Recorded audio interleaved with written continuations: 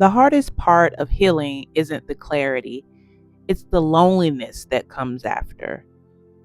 It's the kind that makes you wonder if staying quiet would have been easier, whether you should have played small and ignored everything and just accepted everything for what it was.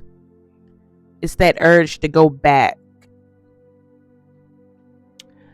Most people don't go back because they are confused. They go back because the loneliness gets so loud. When you step out of a role that required you to shrink, perform, or stay silent, there's a gap that opens up. There's this gap that opens up because you stop filling space that was never yours to hold. At first, that space can feel unbearable.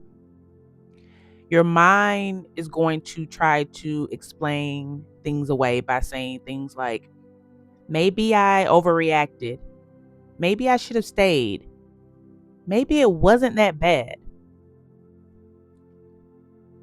But that's not your intuition talking.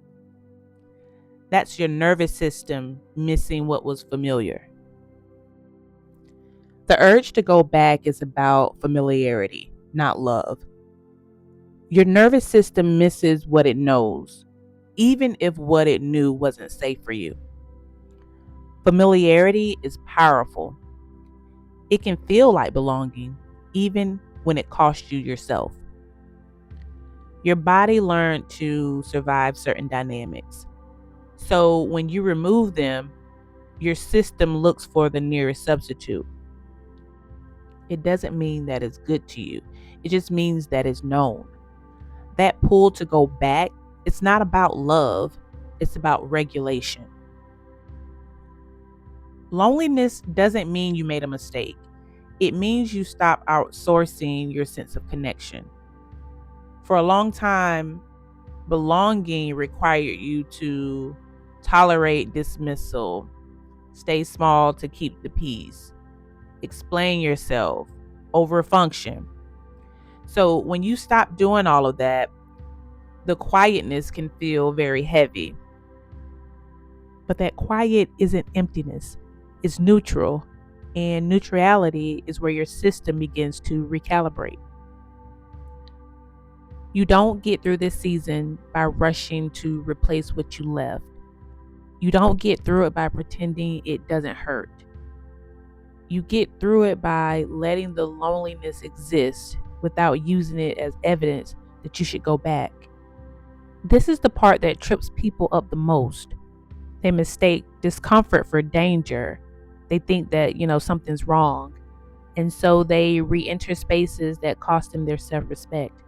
They re-enter relationships that cost them self-respect.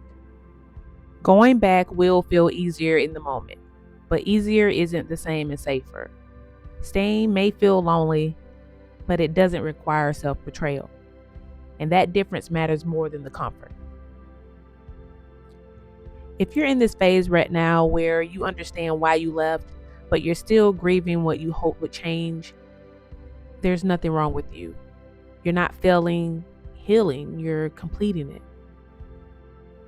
You don't move through loneliness by going backward. You move through it by staying long enough to become someone who no longer needs what once kept you stuck.